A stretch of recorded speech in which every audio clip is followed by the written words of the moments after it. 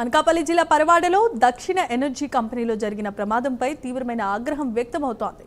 యాజమాన్యం నిర్లక్ష్యం కారణంగా ఈ దుర్ఘటన జరిగిందని పెందుర్తి ఎమ్మెల్యే పంచకర్ల రమేష్ బాబు స్పష్టం చేశారు.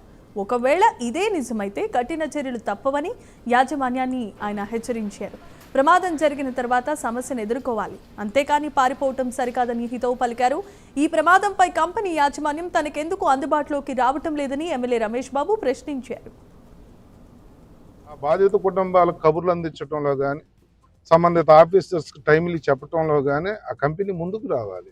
వాళ్ళు ఒకటే అంటున్నారు, ఎవరో అసలు ఓనర్ దొరకలేదు కానీ ఎవరో తాలూకా మనిషి అయితే నాకు ఫోన్ చేసి భయపడ్డామండి, అందుకనే ఏదన్నా లోకల్ కాబట్టి ఇష్యూ ఏదన్నా మా మీదకి వస్తారని చెప్పి పారిపోయారండి అంటున్నారు. అది రెమెడీ కాదు, దాని మీద కూడా తీవ్రమైన చర్య తీసుకోమని చెప్పి రికమెండ్ చేస్తాం. ఏదో ఇలాంటి తప్పులు ఉన్నప్పుడే కదా జరుగుతుంది, దాని మీద చర్యలు కంపెనీస్ వాళ్ళకు కూడా చెప్పాం. తప్పనిసరిగా ఇది కూడా ఏపీఐ మన దీంట్లో ఫార్మాలో లేదు యూనిట్, ఇది ఎంఎస్ఎంఈ, ఇది ఏపీఐసి కంట్రోల్లో ఉంది.